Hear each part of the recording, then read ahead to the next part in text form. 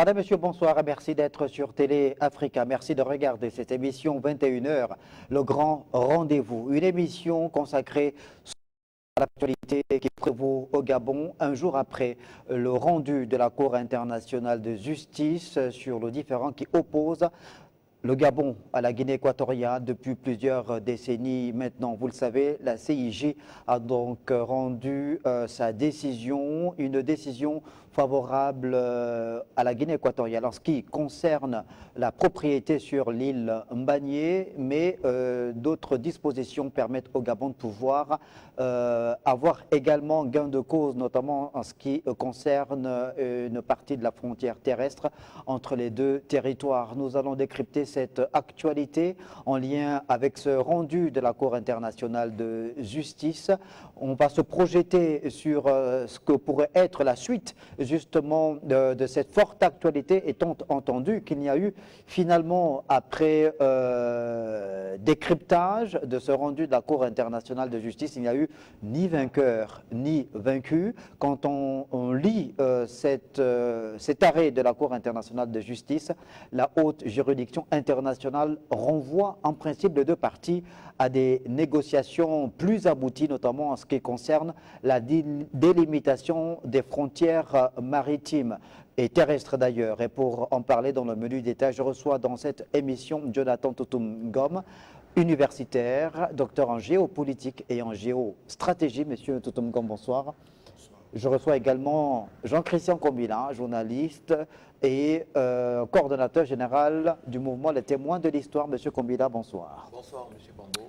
Avant d'aller dans le vif du sujet, vous précisez également qu'on aura dans cette émission la participation par insert téléphonique d'un acteur majeur de la société civile gabonaise, Marcel Libama, va donc nous donner son point de vue depuis Franceville au sud-est du Gabon. Mais avant d'aller dans le vif du sujet, retour sur cette communication officielle du gouvernement gabonais après l'arrêt rendu par la Cour internationale de justice. Je vous propose de revenir sur la déclaration du porte-parole du gouvernement, Laurence Ndong.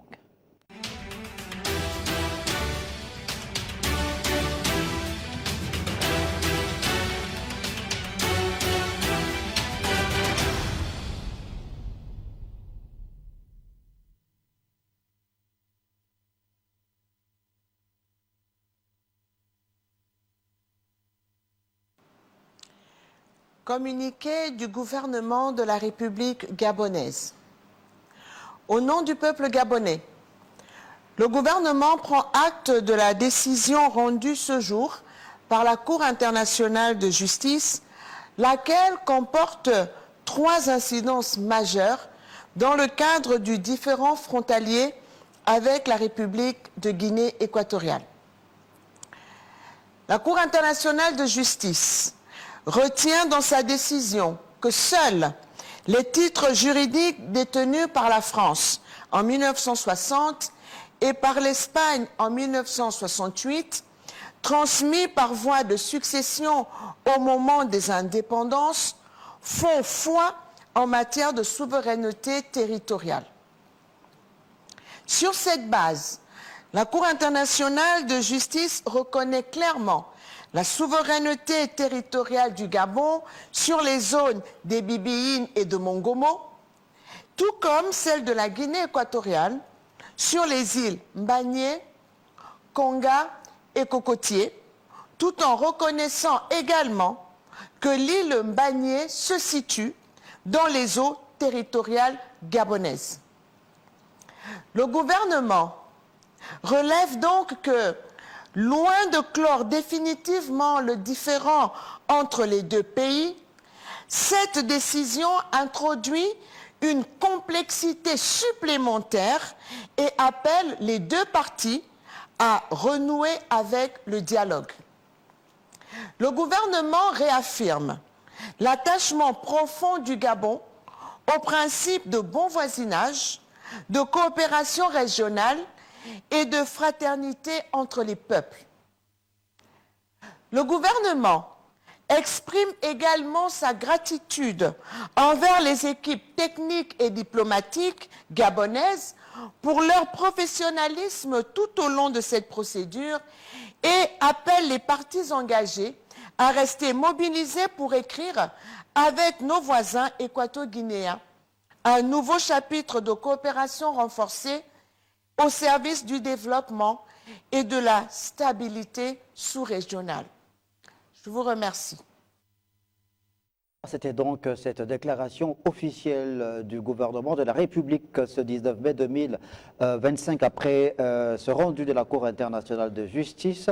Rappelez évidemment que le différend qui oppose le Gabon à la Guinée équatoriale depuis plusieurs décennies reposait sur trois éléments clés: la frontière terrestre, la frontière maritime et la souveraineté sur les îles Mbanié, Konga et Cocody. Jean-Christian Kombila, il y a donc cette forte actualité. La Cour internationale de justice s'est donc prononcée sur ce différend entre le Gabon et la République de Guinée équatoriale sur ces trois éléments contenus justement déposés sur la table de la CIJ.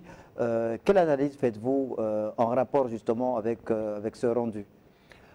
Écoutez, l'analyse que moi je fais d'emblée consiste déjà à rappeler que la Guinée équatoriale et le Gabon sont deux pays en effet frontaliers et qui ont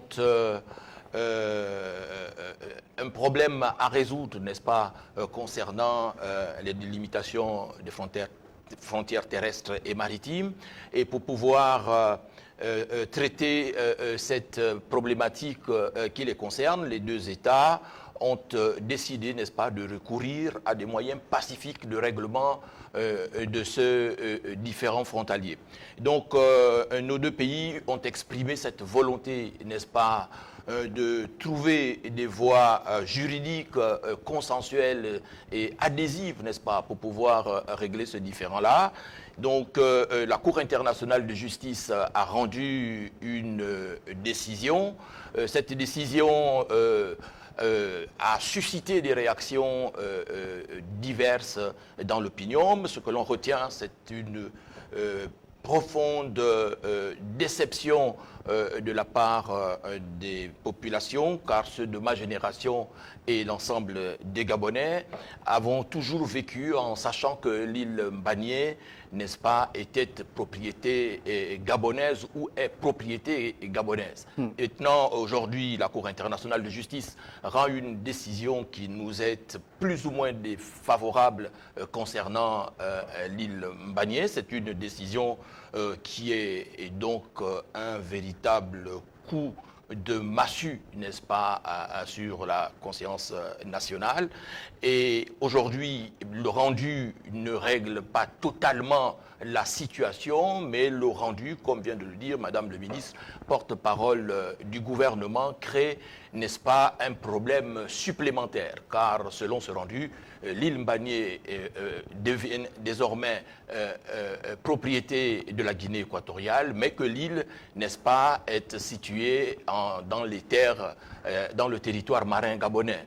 Donc vous voyez que, comme l'a dit Madame le ministre, cette décision a forcément des conséquences sur l'intégrité territoriale de notre pays et sur sa souveraineté terrestre et maritime. Donc à partir de cet instant-là, le gouvernement s'est montré disposé, n'est-ce pas, à poursuivre les discussions avec son homologue de Guinée équatoriale. Et nous pensons que tel que les choses ont été décidées à la Cour internationale de justice, il n'y a que le dialogue pour approfondir, n'est-ce pas, les échanges, surtout que cette décision de justice internationale suscite des questionnements de la part de l'élite intellectuelle gabonaise, notamment l'élite patriote, l'élite attachée, n'est-ce pas, à la défense de l'intégrité territoriale, trouve que cette décision juridique comporte des limites d'un point de vue à la fois technique, mais d'un point de vue jurisprudentiel, on pourra y revenir.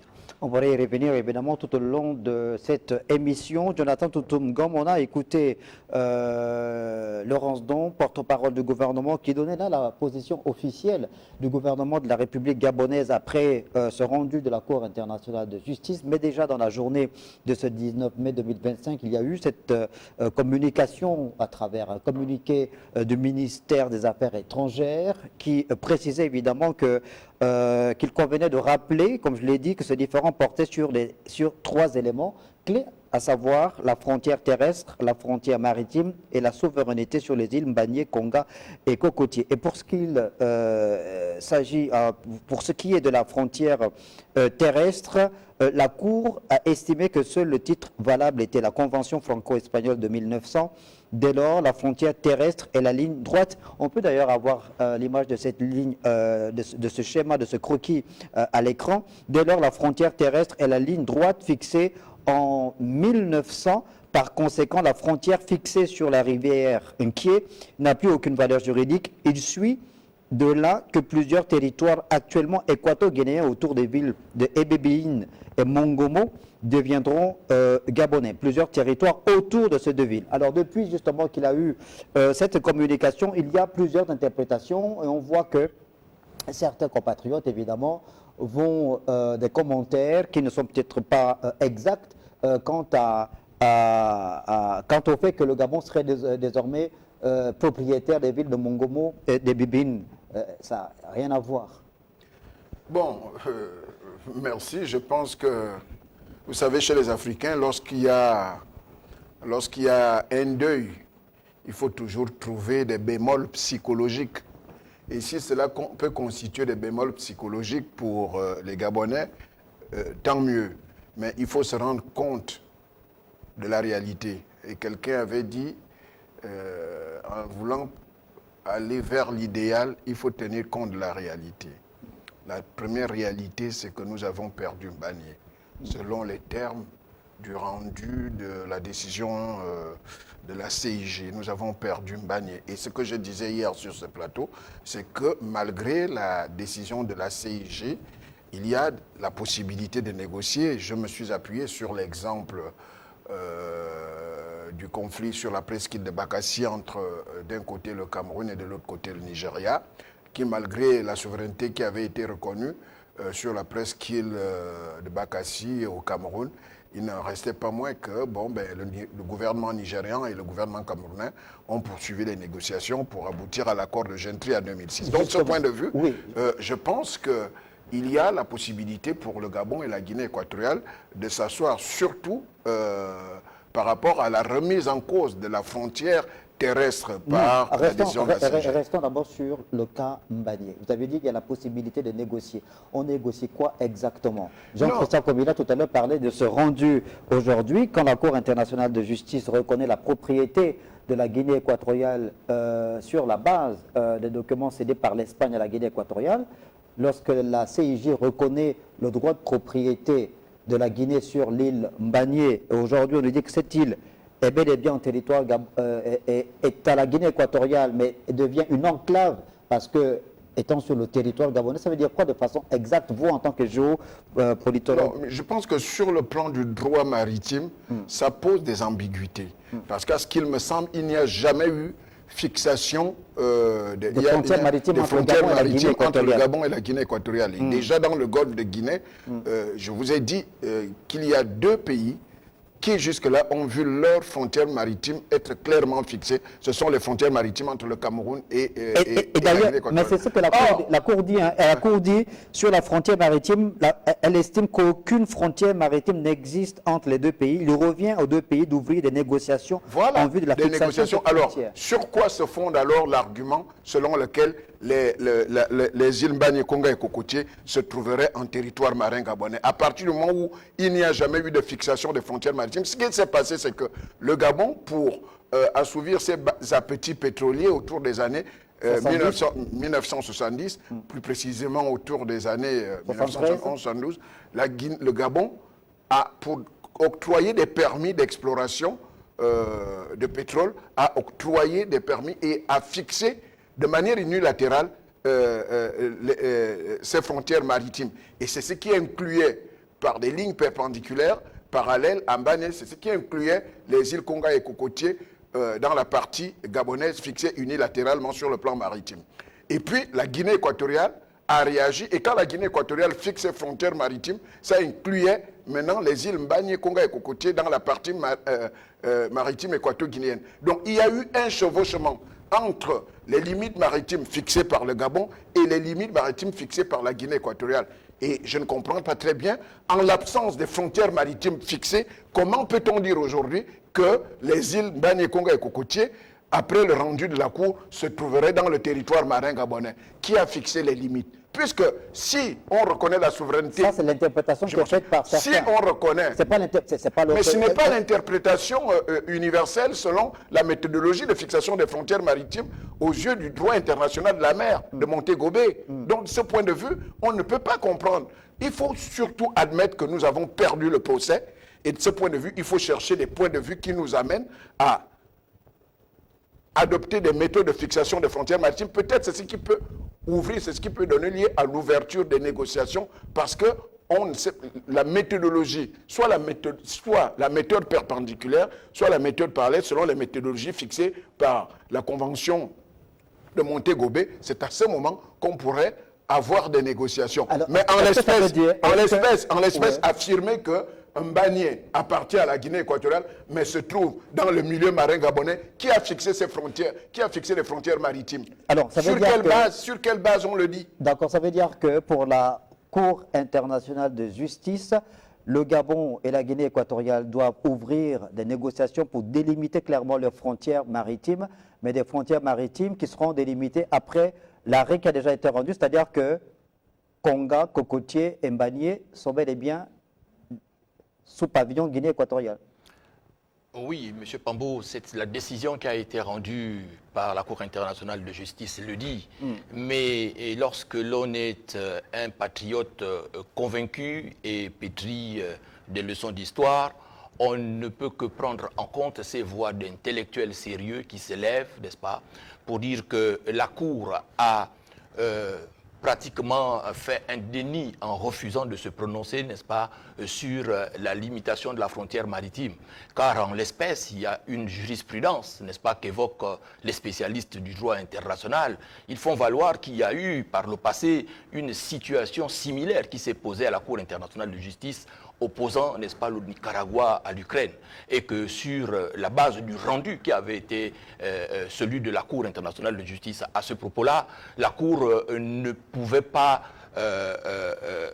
observer cette attitude de déni en refusant de statuer en l'espèce. Et donc, ces voix qui s'élèvent, n'est-ce pas, se sont adressées au ministre des Affaires étrangères pour se mettre à sa disposition afin que une élite, n'est-ce pas, déterminée à donner la preuve que la Cour internationale de justice a statué, n'est-ce pas, de façon fragile, n'est-ce pas, pour prouver qu'il y a là effectivement nécessité, n'est-ce pas, de critiquer et de contester cette décision de la Cour internationale de justice. Et donc, moi, je pense que les arguments qui sont utilisés, n'est-ce pas, par ces compatriotes qui se mettent volontiers à la disposition du gouvernement pour attaquer la décision de la Cour internationale de justice doivent être pris en compte. C'est une décision inattaquable, apparemment, non? Que la décision soit inattaquable sur le principe, n'est-ce pas, ne doit pas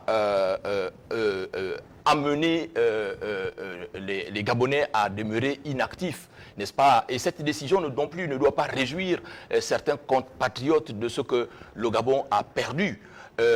Une décision a été rendue, des voix s'élèvent au sein de l'opinion, n'est-ce pas, pour faire la preuve que la Cour internationale de justice a déjà eu à traiter des situations similaires concernant la délimitation des frontières maritimes et qu'en l'espèce, n'est-ce pas, la Cour a refusé, n'est-ce pas, de se prononcer face à la situation qui lui a été présentée par les deux parties. Jonathan Totomgom, alors on rappelle évidemment que ce différend portait sur 3 points: la frontière terrestre, frontière maritime et la souveraineté sur les îles Mbane, Konga et Cocotier. Alors selon vous, qu'est-ce qui pourrait expliquer le fait que la Cour se soit finalement soit déjugée ou estimée incompétente pour pouvoir dire le droit en ce qui concerne la délimitation des frontières maritimes entre le Gabon et la Guinée équatoriale. Mais la Cour ne sait pas déjuger. On parle Non, pas déjuger, mais... on parle de déjugement lorsqu'il y a d'abord eu une première décision. Pas déjuger, La Cour ne mais sait pas déjuger. rendu incompétent. Oui. Deuxièmement, ce n'est pas un problème d'incompétence. Deuxièmement, on ne peut pas se prononcer sur quelque chose qui n'existe pas. Je m'évertue à vous dire que les frontières maritimes entre le Gabon et la Guinée équatoriale, comme le reste des frontières maritimes dans plusieurs pays du Golfe Guinée, prendre un exemple entre le Nicaragua et l'Ukraine. N'existe pas. Oui, mais il vient de prendre un exemple Sur quoi? Le Nicaragua et l'Ukraine. Il y a eu quoi entre le Nicaragua et l'Ukraine? Il y a eu l'absence de frontières maritimes entre les deux. Il s'appuie sur la lettre qu'un collègue universitaire a envoyée, qui s'appuie beaucoup plus sur les procédures. Nous devons nous interroger. Au lieu de vouloir jeter l'anathème sur la CIG, ce sont des arguments techniques, des arguments de droit. Oui, d'accord. Sans passion. Non, ce n'est pas la passion, c'est parce que vous ne voulez pas me laisser parler. Non, je vous laisse la parler. meilleure question, Oui. c'est en s'interrogeant. Vous savez, nous les femmes, on dit, on ne regarde pas le point de choc, il faut s'interroger sur le point de chute. C'est une sagesse voilà. universelle. Donc, de ce point de vue, il faut d'abord s'interroger comment est-ce que nous avons préparé ce procès. Mais nous, on n'en est plus là. Oui, mais vous allez vous attaquer vous attaquer à l'aval. Mais justement, si vous vous attaquez à l'aval sans tenir compte de l'amont, vous n'aurez pas raison. Nous n'aurons pas raison. Nous n'aurons pas raison. Vous dites, la Cour a fait un déni. Quel déni? Non. Les frontières maritimes n'existent pas. On n'a pas parlé de déni. Personne ne parle de déni. Je vous ai posé la question en tant que spécialiste. Il n'y a pas eu je dise un mot, monsieur Doutou. vous avez parlé et moi je réponds à la question. Il n'y a pas eu de déni par rapport au jugement qui a été rendu sur la question des frontières maritimes parce que ces frontières maritimes n'existent pas. Et je m'évertue à vous le dire, c'est que autant on a eu la fixation des frontières terrestres à l'époque de la colonisation, autant rien n'a été fait au niveau du Golfe de Guinée dans le sens de fixer les frontières maritimes. Non, attendez, je reformule la question alors. D'accord. La Cour internationale de justice, renvoyant le Gabon et la Guinée équatoriale dos à dos, en ce qui concerne la délimitation... Non, vous faites un déni de la décision. La première décision, c'est que... Non, je ne parle pas de Mbanié, je ne suis pas en train de parler de Mbanié, je parle des frontières maritimes. Mais vous ne pouvez pas parler de quelque chose qui n'existe pas. Vous voulez que je vous réponde comment? Je vous dis les frontières maritimes n'existent pas. Vous voulez que je me prononce sur quoi? La Cour, je vous pose la question. En l'état, que faut-il faire puisqu'il n'y a pas de frontières maritimes clairement délimitées entre le Gabon et la Guinée équatoriale? Voilà, que faut-il faire? Quel instrument doit-on utiliser? Quelle cour internationale? La technologie détenue par le Gabon et la Guinée équatoriale. Voilà, c'est la question que je pose. La technologie détenue par le Gabon et la Guinée équatoriale ne peuvent pas permettre la fixation des frontières maritimes entre les deux États. C'est une procédure qui fait appel à une technologie spécialisée. Ce sont les navires. Ce sont les navires qui fixent les frontières maritimes, qui délimitent les frontières maritimes. Sous le regard de l'ONU? De quel organisme international? C'est le regard référez-vous à la Convention de Montego Bay de 1982. Non, c'est vous le spécialiste, donc je vous pose la question. Lorsqu'il s'agit de fixer les frontières maritimes entre le Cameroun et le Nigeria, ce ne sont pas ces deux pays qui l'ont fait. C'est la communauté internationale via les Nations Unies, parce que c'est une technologie assez pointue et qui coûte excessivement cher, qui n'est pas à la portée de n'importe quel État. Et donc, de ce point de vue, ce qu'il faut faire, c'est qu'il faut que les deux États sollicitent les Nations Unies aux fins de fixation des frontières maritimes entre les deux pays. Donc, et c'est ce qui s'est passé. Et donc, la question est complexe et c'est à ce niveau qu'interviennent les négociations à ouvrir entre les deux pays pour que nous ayons ces frontières maritimes. Autrement dit, il y a aussi la question de la délimitation du plateau continental. Et il y a le plateau continental, pour faciliter la compréhension des téléspectateurs, c'est tout simplement la continuation du territoire terrestre en milieu marin. Donc, de ce point de vue, il faut arriver à réouvrir les négociations pour qu'en fin de compte, nous ayons ces frontières maritimes. Peut-être qu'en fixant ces frontières maritimes et dans la délimitation du plateau continental, ça peut encore bouleverser les choses. Rien ne dit que la méthodologie qui serait utilisée ne placerait pas les îles Konga, Mbani et Cocotier au sein du territoire marin gabonais. Voilà le problème. Alors, oui, vous voulez... Oui, je voulais dire que La décision de la Cour qui s'est appuyée effectivement sur la Convention de 1900, n'est-ce pas, traduit une conception, n'est-ce pas, des frontières de la part des Occidentaux, conception rigide et linéaire, n'est-ce pas, qui ne tient pas compte des réalités locales. Dans un contexte bien précis. En effet. En l'espèce, la Cour internationale de justice a méconnu la pratique entre les deux pays.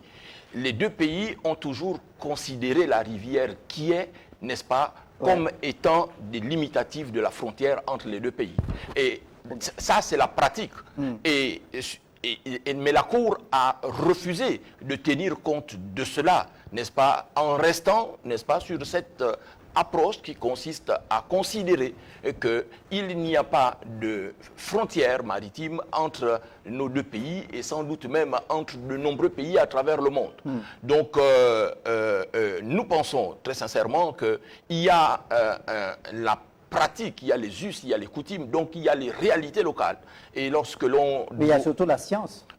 Il y a la science, oui, mais la science ne peut pas méconnaître les pratiques entre les peuples, puisque lorsque le colonisateur a installé les frontières entre nos différents pays, le colonisateur a pratiquement oublié que les peuples d'ici et de l'autre côté sont les mêmes peuples, au fond, qui parlent la même langue, qui ont la même culture et qui ont les mêmes pratiques. Et les populations, entre elles, savent délimiter les frontières, même les frontières maritimes. Ça, c'est la pratique et c'est la réalité. Et ça se passe comme cela dans de nombreux pays. Le problème, c'est que nos pays ont signé des conventions, ont ratifié des conventions sur le plan international, que lorsque ce genre de problème se pose, les pays, notamment le Gabon et la Guinée équatoriale, n'ont pas pu malheureusement s'entendre sur la base des éléments que vous développez. D'où le fait qu'on ait eu recours à la Cour internationale de justice. Sans doute, n'est-ce pas, il y a des problématiques qui ont été posées, vous les avez énumérées à l'entame de notre émission, qui ont été posées par les deux pays à la Cour internationale de justice. Mais ce qu'il faut reconnaître encore une fois, c'est cette conception des frontières qui est propre aux Occidentaux, mais qui diffère, n'est-ce pas, de la conception africaine qui tient compte des réalités locales, n'est-ce pas, des pratiques et des habitudes entre les peuples. C'est important à relever parce que l'objectif d'une décision comme celle qui a été rendue par la Cour internationale de justice n'est pas de créer la confusion ou un foyer de tension dans ces zones de friction entre les peuples des deux pays. L'objectif recherché doit toujours être celui de la paix, de l'unité de la région, n'est-ce pas, et de l'entente cordiale au sommet des deux États. Et c'est pour cette raison-là que le gouvernement de la République, par la voix de Mme Laurence Domi, ministre de la Pêche et porte-parole du gouvernement, s'est montré disposé à approfondir, n'est-ce pas, les discussions avec la Guinée équatoriale en relevant que la décision telle qu'elle a été rendue de façon globale crée davantage de problèmes à résoudre qu'elle ne résout les problèmes qui ont été posés à la Cour. Alors, Jonathan Totumgom, dans notre édition spéciale de ce 19 mai, évidemment, on est revenu sur la qualité exceptionnelle, excellente des relations fraternelles, historiques qui lient le Gabon et la Guinée équatoriale.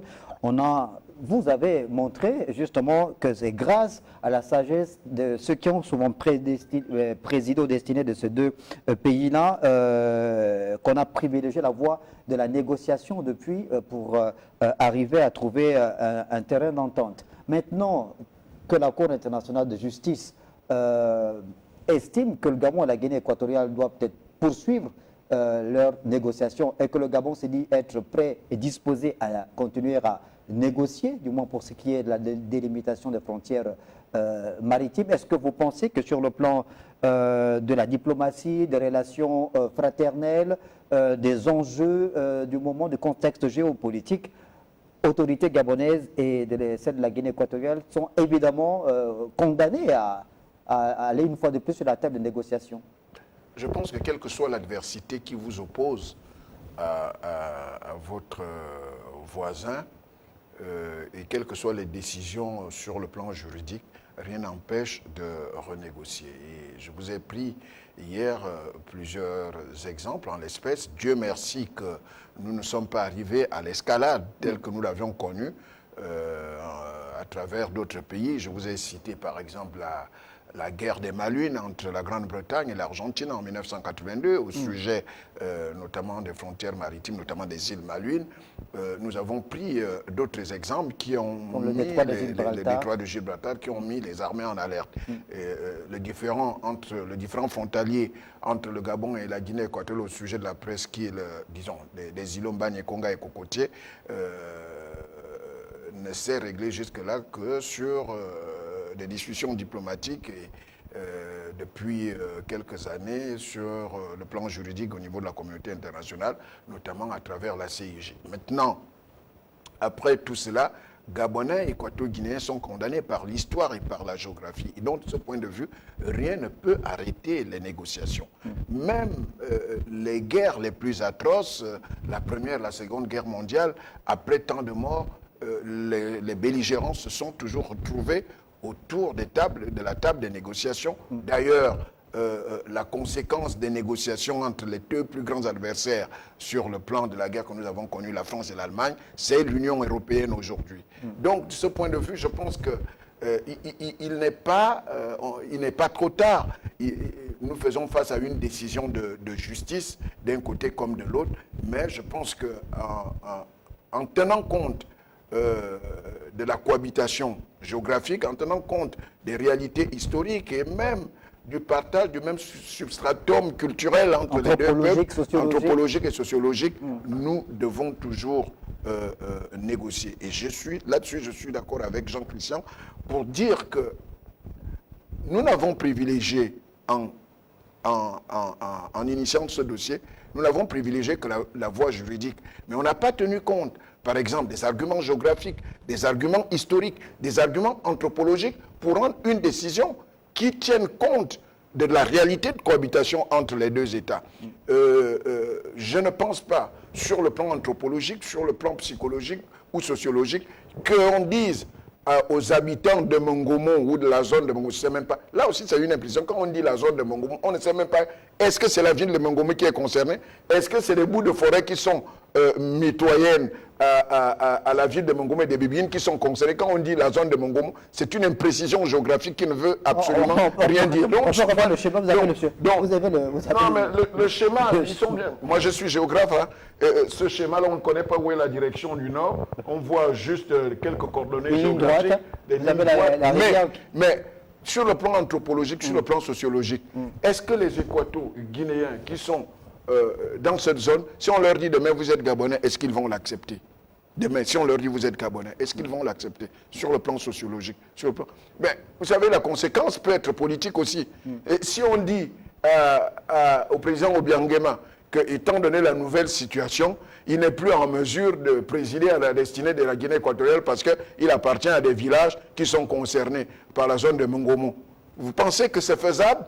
Donc, de ce point de vue, c'est à ce niveau que doivent intervenir des négociations. Qu'est-ce qui peut se passer? Soit, si on tient compte de l'application de cette décision, soit la Guinée équatoriale dit, bon d'accord, sur le plan sociologique, anthropologique, nous ne pouvons plus céder Bébine et Mongomo, et dans ce cas, on vous laisse Mbagné. Et c'est des négociations qui peuvent s'opérer. Donc, la simple décision juridique ce n'est pas que je néglige ou je minimise la décision qui a été prise, mais je dis une décision juridique prise par la CIJ ne peut pas empêcher la sagesse gabonaise et la sagesse équato-guinéenne de se prévaloir dans le sens de faire en sorte que les deux peuples continuent de se parler et que les autorités puissent négocier dans le sens de maintenir les équilibres au niveau donc de leur territoire.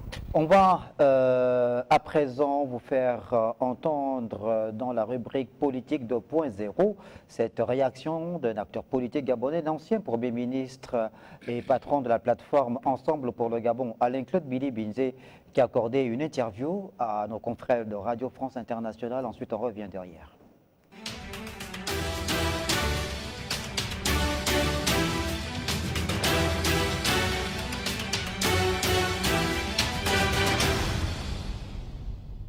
Alain-Claude Billy-Binze, bonjour. Bonjour. Sur les 3 îlots disputés entre le Gabon et la Guinée équatoriale, la Cour de La Haye vient de donner raison à la Guinée équatoriale. Quelle est votre réaction ? Vous savez, c'est une catastrophe, c'est une grosse déception. C'est un peu comme si on se retrouvait amputé d'un membre. Le Gabon a toujours revendiqué sa souveraineté sur ses îles et nous avons toujours tout fait en tant que nation pour demeurer unis sur ce sujet et nous allons continuer à être unis dessus pour comprendre ce qui s'est passé. Alors la Guinée équatoriale présentait un traité de 1900 et le Gabon produisait, lui, un traité ultérieur signé en 1974, appelé la Convention de Bata. Mais la Cour a estimé que ce dernier document n'est pas un traité faisant droit et ne constitue pas un titre juridique.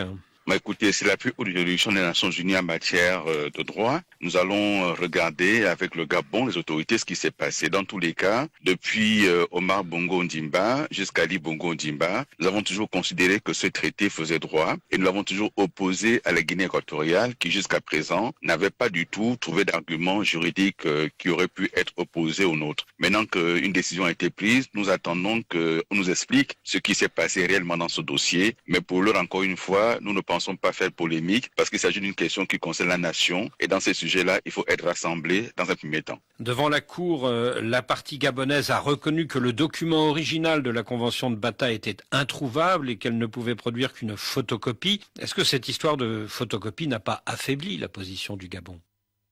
Voilà, c'était donc là un extrait de cette interview que Alain-Claude Bilibinzé, ancien Premier ministre, a accordé à RFI. Jean-Christian Kombila, dans le propos de l'ancien Premier ministre Alain-Claude Bilibinzé, il rappelle que l'heure n'est pas à la polémique, mais plutôt à une forme d'union sacrée autour de cette question, ce différend entre le Gabon et la Guinée équatoriale.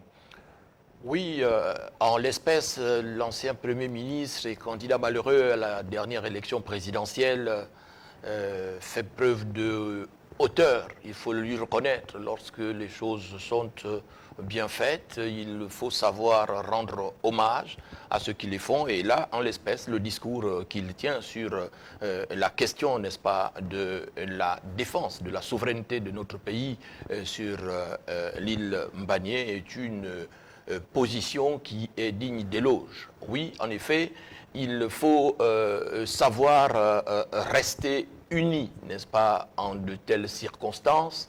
Et nous pensons que la décision qui a été rendue par la Cour internationale de justice, parce qu'elle porte un coup dur à l'intégrité territoriale de notre pays, n'est-ce pas, doit amener les acteurs politiques à s'élever au-dessus des contingences, n'est-ce pas, pour se hisser, n'est-ce pas, au niveau même, n'est-ce pas, du sacerdoce patriotique et républicain.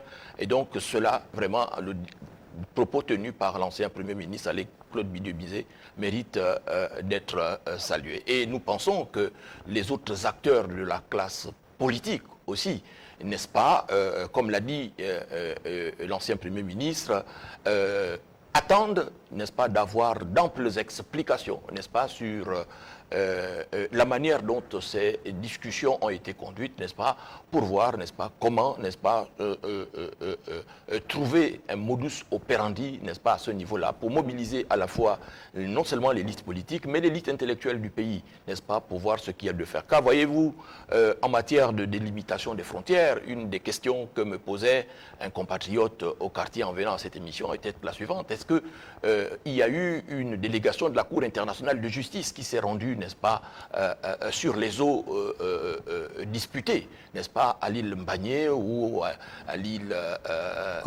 Cocotier-Konga, n'est-ce pas, pour faire une mission de reconnaissance, n'est-ce pas, et puis échanger aussi avec les populations et les acteurs des deux côtés sur le terrain. Or, comme on l'a toujours reproché aux Occidentaux lorsqu'il s'est agi, n'est-ce pas, à Berlin de limiter les frontières de l'Afrique, n'est-ce pas, ces frontières-là qui ont été le fait des Occidentaux, n'est-ce pas, ont été délimitées sur les cartes, dans les bureaux feutrés de l'époque et pas sur le terrain.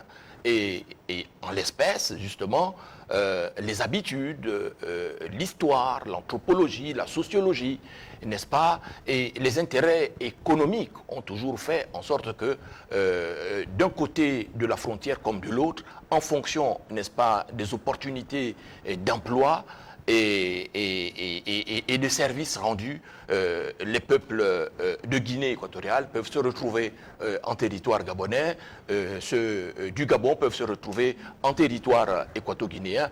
Eux seuls savent que lorsqu'ils prennent des embarcations, n'est-ce pas, à ce moment-là, ils franchissent la frontière qui mène soit en Guinée équatoriale, soit au Gabon. Et donc cette connaissance, n'est-ce pas, des frontières, n'est-ce pas, sur le terrain par les populations, justement, les experts de la Cour internationale de justice les ignorent véritablement. Jonathan Toumgom, sur cette posture que devrait prendre l'ensemble du corps social gabonais finalement par rapport à l'intégrité du territoire, à ce différent, le Gabon, la Guinée équatoriale, cette possibilité d'ouvrir à nouveau des négociations. On a vu que ce sont des juristes pur jus, entre griffes, qui ont évidemment conduit ces négociations. On a parlé dans notre édition spéciale d'hier de feu le professeur Pambou Chivunda, on a parlé de Marie-Madeleine Boranso et de Guiro Satanga Réunion par exemple, et d'autres avocats, d'autres juristes qui étaient avec eux. Est-ce que là vous pensez que s'il y a des négociations, il faudrait peut-être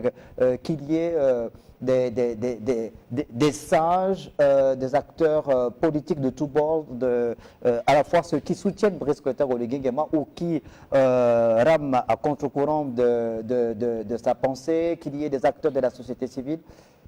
Moi, je voudrais d'abord me féliciter de la posture d'homme d'État que l'ancien Premier ministre Alain Claude Billy-Bizet a eu en appelant à une espèce d'union sacrée lorsque le pays se trouve être agressé, parce que c'est là, cette décision est une forme d'agression par rapport à l'intégrité territoriale de notre pays. Et c'est vraiment une posture d'homme d'État qu'il a prise en accordant cette interview à Radio France Internationale.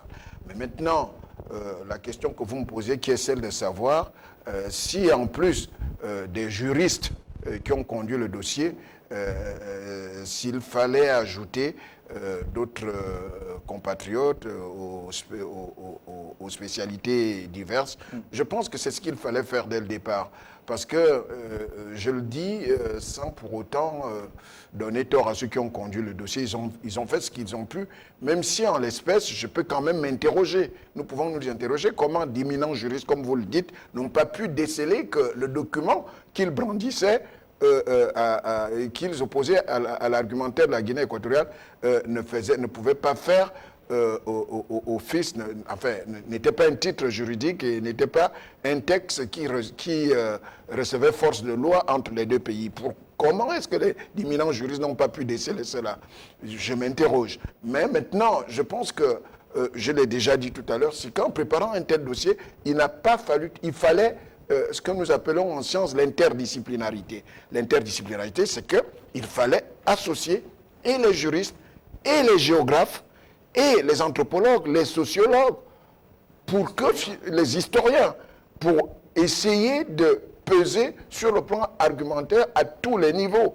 Or, en demandant à ce que la Cour ne se prononce que sur les textes juridiques, c'était déjà très réducteur, et en sachant la faiblesse qui était la nôtre, c'est-à-dire nous n'avions pas la copie, disons, le document original qu'on a brandi, mais en plus que ce document ne pouvait pas faire office de titre juridique et faire force de loi entre les deux pays. Donc, de ce point de vue, je pense qu'il y a eu quand même cette faiblesse, reconnaissons-le, de notre part, d'avoir minimisé un peu la portée de la Guinée. Parce que, ceci aussi dit en passant, je pense qu'à un moment donné, peut-être que nous n'avions pas pris la Guinée équatoriale au sérieux.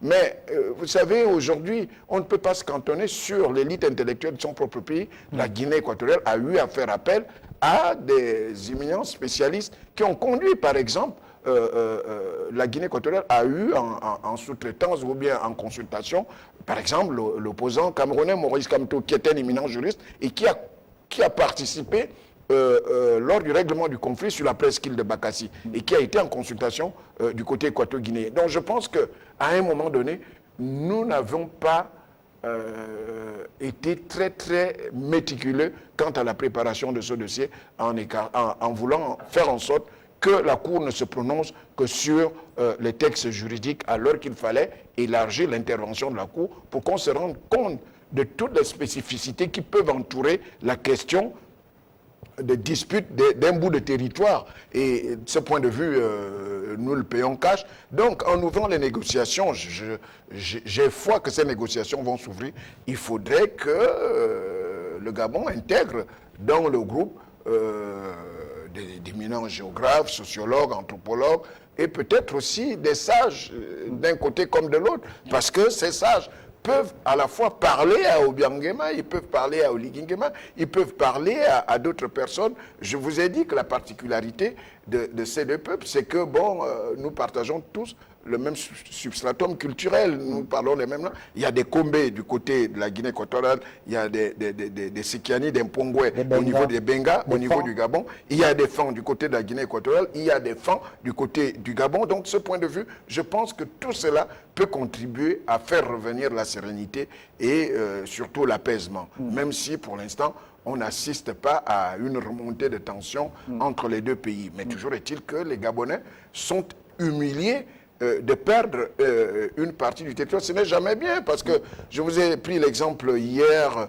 19 mai, lorsque nous avions évoqué les cas historiques de ce genre d'affaires, lorsque la France a dû perdre l'Alsace et la Lorraine en 1870-1871, les Français ne l'avaient jamais oublié. Et la première chose à faire, c'était lorsque s'est déclenchée la Première Guerre mondiale en 1914-18, eh bien la France a d'abord cherché à récupérer les régions perdues. Donc, de ce point de vue, je pense que nous n'en sommes pas là et nous ne souhaitons pas arriver, Vichy, nous ne souhaitons pas arriver à l'escalade avec nos frères de la Guinée équatoriale, mais au moins dans les négociations qui pourraient s'engager, il faudrait quand même qu'on associe un certain nombre de personnalités de certaines classes sociales, y compris, comme vous aviez dit, la société civile, les sages, les anthropologues, les sociologues, pour faire bloc, pour que chaque parti apporte des arguments qui sied pour pouvoir faire en sorte que les arguments pèsent du côté du Gabon par rapport à ces négociations. Même si demain, nous ne pouvons plus récupérer un Bannier, mais il y a la question des frontières terrestres. Aujourd'hui, rien ne dit que je vous ai pris l'exemple du Rwanda et lorsqu'on a parlé de l'exploitation des richesses au niveau du Gabon, nous avions le cas du sud du Gabon où on a parlé de l'avancée d'une partie des Congolais sur près de 5 km. Nous avons l'exploitation de l'or du côté de Minkébé et rien ne nous dit que demain, ces gens qui exploitent les richesses au niveau du territoire gabonais de manière illicite ne peuvent pas revendiquer ces portions de territoire. C'est ce qui s'est passé c'est ce qui se passe entre le Rwanda et la République démocratique du Congo. Et donc, il faut faire en sorte que, au niveau aussi des forces de l'ordre et de sécurité, qu'on pense à sécuriser très sérieusement les frontières terrestres du Gabon pour qu'on n'en arrive pas à des cas de revendication qui pourraient nous amputer d'autres bouts de territoire. C'est un impératif, Jean-Christian Combina, aujourd'hui, au regard du contexte, au regard de ce que l'on vit sur le terrain. Jonathan Totungom venait d'évoquer ces épisodes-là, vécus, qui sont des faits réels à Minkébé. Plusieurs opérations ont été menées pour remettre de l'ordre dans cette partie du Gabon. On a eu des cas dans la province de la Nyanga, du côté, je pense, de Mongo, dans le département de Moulengi-Binza, c'est bien ça, à Mongo, et même enfin, tout le long de la frontière avec la République démocratique du Congo, il y a parfois des avancées sans que ce ne soit officiel, sans que ce ne soit des opérations. Mais bon, il y a des intrusions, il y a parfois des pénétrations, des éléments de force de sécurité de pays frères qui empiètent sur le territoire national. Donc, il y a un impératif de véritablement prendre à bras-le-corps cette situation. Oui, il y a un impératif. Pourquoi? Parce qu'il y a un débat qui est ouvert. Nous sommes à l'ère de la mondialisation, qui dit... C'est le paradoxe de la mondialisation, parce que lorsque l'on parle de mondialisation, on parle de la fin des frontières, on parle d'abolir les frontières. Frontières en termes de circulation des informations, frontières en termes de circulation, n'est-ce pas, des personnes et des biens. Donc, certes, nous sommes à l'ère de la mondialisation, mais il y a là la nécessité aussi, n'est-ce pas, de veiller à raffermir nos frontières. Et c'est un débat mondial, on le voit aux États-Unis avec Cuba, n'est-ce pas? Aussi le Mexique aussi. Et donc, même les puissances occidentales aujourd'hui sont préoccupées par la problématique, n'est-ce pas, d'assurer la sécurité des personnes et des biens à l'intérieur, n'est-ce pas, des frontières de chaque État. Donc c'est un défi à relever. Cela participe de la restauration de l'autorité de l'État, car en effet, dans la province de Logoué-Vindo, n'est-ce pas, il y a parfois là-bas des bruits de bottes, n'est-ce pas, à la frontière avec le Congo-Brazzaville. Dans la province de l'Anyanga aussi,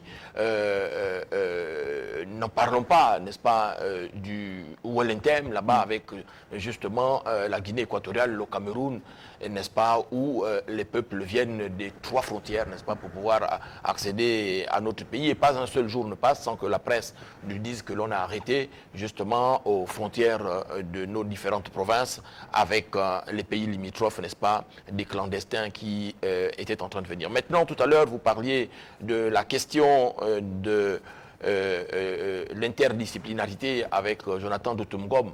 Oui, tel que l'on voit les choses et lorsque l'on voit les réactions de juristes patentés, de géographes et d'historiens, n'est-ce pas, et qui appellent à un véritable débat national pour la restauration de notre souveraineté sur ces parties du territoire qui nous sont contestées aujourd'hui, il y a nécessité effectivement de redéfinir parfois aussi les profils de ceux qui sont appelés, n'est-ce pas, à participer à ces différentes négociations-là. Et M. Doutoumgom évoquait tout à l'heure la convention signé en Jamaïque, n'est-ce pas, sur le droit de la mer en 1982. Mais il y a des puissances occidentales qui ont contesté cette convention de Montego Bay, n'est-ce pas, les États-Unis, l'Allemagne, sans doute aussi la France, qui n'a signé cette convention que dans pratiquement au début des années 2000. Mais pourquoi? Mais parce que eux estimaient, notamment elles, les puissances occidentales, que on ne doit pas interdire la circulation, n'est-ce pas, des explorateurs sur les fleuves et sur les océans. Comme quoi les ressources minérales, halieutiques et autres hydrocarbures qui sont au fond des mers, n'est-ce pas, sont la propriété de l'humanité. Autrement dit, quiconque pourrait venir et qui a le potentiel pour pouvoir les exploiter doit pouvoir le faire, n'est-ce pas, en toute liberté. Ça a été la pratique, n'est-ce pas, des Occidentaux pendant de longues années. Et cela, n'est-ce pas, s'est fait au détriment des peuples, j'allais dire, autochtones. Donc, il y a effectivement, dans cette décision de la Cour internationale de justice, n'est-ce pas, la non prise en compte à la fois des pratiques entre les peuples qui sont situés de part et d'autre de la frontière maritime, même si la Cour ne reconnaît pas l'existence de cette frontière maritime, mais les peuples, eux, savent qu'il y a, n'est-ce pas, des frontières maritimes qui existent. Il y a aussi eu, dans cette décision de la Cour internationale de justice, et ce qui nous choque, une non prise en compte, n'est-ce pas, des manifestations de souveraineté de notre pays, aussi bien sur l'île Mbagné, sur l'île Konga et sur l'île Cocotier. Et ça, c'est pratiquer une sorte de 2 poids, 2 mesures ou une volonté, n'est-ce pas, d'être sélectif dans le traitement de cette question qui nous a été défavorable. D'accord. Et avant de mettre un terme à cette émission en guise de conclusion, la dernière rubrique de l'émission 21h, le grand rendez-vous, le 4e pouvoir.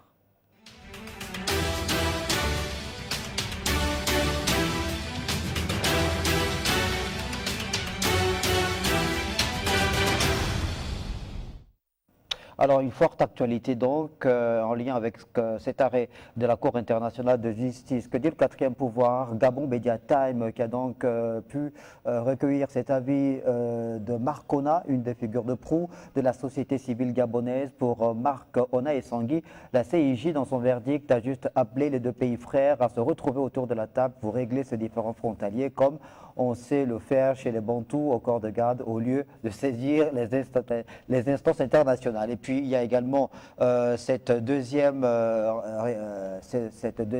publication, celle de Gabon Review, qui est donc revenue sur ce différent territorial. La CIJ attribue l'île Mbagné à l'île Mbagné. On va revenir sur Gabon Review. Merci beaucoup. La CIJ attribue l'île Mbagné à la Guinée équatoriale, mais le Gabon gagne des territoires frontaliers, dont le différent territorial entre le Gabon et la Guinée équatoriale. Ensuite, il y a évidemment le quotidien L'Union dans sa page Facebook, différents frontaliers Gabon, Guinée équatoriale, quid de la suite? Eh bien, on a parlé de cette suite à travers des négociations qui pourraient s'ouvrir entre les deux pays. On arrive donc à la conclusion. Je commençais par vous, Jonathan Toutoum Ngom, en guise de conclusion. On est un jour donc après cet arrêt, ce rendu de la Cour internationale de justice. Quelle peut être votre conclusion aujourd'hui?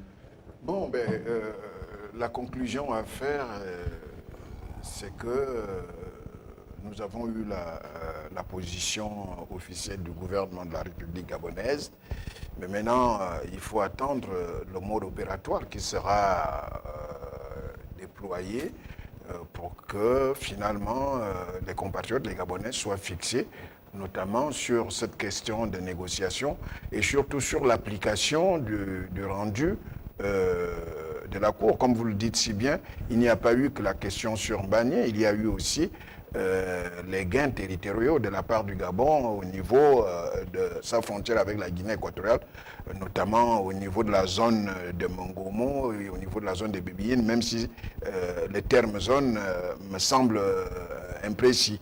Donc, de ce point de vue, je pense que ce qu'il faut retenir, c'est qu'il faut appeler les populations au calme et à la sérénité, et ne pas se laisser aller dans l'instrumentalisation politique de cette question, parce que les nouvelles autorités qui sont là aujourd'hui, notamment Brice Clotaire Oligui-Nguema, qui a été élu par l'ensemble des Gabonais, est arrivé au pouvoir, même lorsqu'il prenait le pouvoir le 30 août 2023, le dossier était presque bouclé. Ça ne sert à rien de vouloir se lancer dans une manipulation, une instrumentalisation politique de cette affaire, et c'est en cela que j'ai admis la prise de position en homme d'État d'Alain-Claude Billy-Bizet, qui a appelé à une espèce d'union sacrée pour faire face à cette agression juridique dont vient d'être victime notre pays. Jean-Christian Combila, conclusion. Oui, c'est une agression juridique, j'allais dire, perpétrée entre guillemets par la Cour internationale de justice contre la souveraineté et l'intégrité territoriale de notre pays. En pareille circonstance, nous l'avons vu au Maroc avec la question de la marocanité du Sahara. Oui, nous pensons qu'il y a là aussi la problématique de la gabonité, n'est-ce pas, de l'île Mbagné, parce qu'il y a eu depuis 1972 des manifestations de souveraineté de notre pays sur cette île et cette partie du territoire.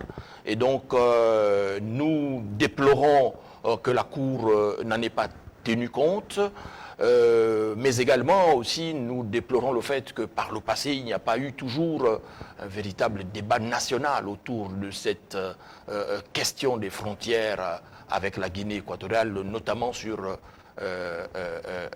l'expression de notre souveraineté nationale sur l'île Mbagné, mais les autorités voient à quel point cette problématique concerne l'ensemble de la nation au regard, n'est-ce pas, des réactions suscitées par la décision de la Cour internationale de justice. Cela appelle aussi les universitaires et les juristes à faire acte de pédagogie répétitive, n'est-ce pas, auprès des étudiants pour se saisir de ce cas d'école-là et faire en sorte qu'à l'avenir, n'est-ce pas, on se mobilise mieux, on se mobilise davantage, n'est-ce pas, et qu'on appelle l'ensemble de ceux qui peuvent concourir, n'est-ce pas, à la défense de l'intégrité territoriale au service de la patrie. Merci Jean-Christian Combila pour cette conclusion. Merci également à vous, Jonathan Toutoum Ngom, d'être passé sur le plateau de l'émission 21h, le grand rendez-vous. Merci d'avoir regardé ce programme et bonne suite des programmes sur Télé Africa.